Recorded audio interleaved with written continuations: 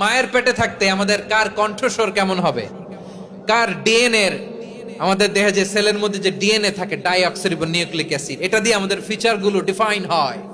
এটা কার কণ্ঠ কেমন, কার চেহারা কেমন, কার স্কিন কালার কেমন, এটা ডিসাইড করেছেন কে? আওয়াজ করে বলেন কে? সে আল্লাহ বলছেন হুয়াল্লাযী ইউসাউবিরুকুম ফিল আরহামি কাইফা ইয়াশা লা ইলাহা ইল্লা হুয়াল আজিজুল হাকীম। তিনি এমন সত্তা যিনি মায়ের পেটে থাকতেই তোমাদের চেহারার আকৃতি দিয়েছেন, যেমন চেয়েছেন তেমন দিয়েছেন। তিনি কে? আপনার চেহারার ডিজাইন করছে কে? আমারটা ডিজাইন করছে কে? নাকি আমরা করছি? এই ক্ষমতা আল্লাহ আমাদের হাতে দিছে, নিজের হাতে রেখে দিছে। সুবহানাল্লাহ পড়েন।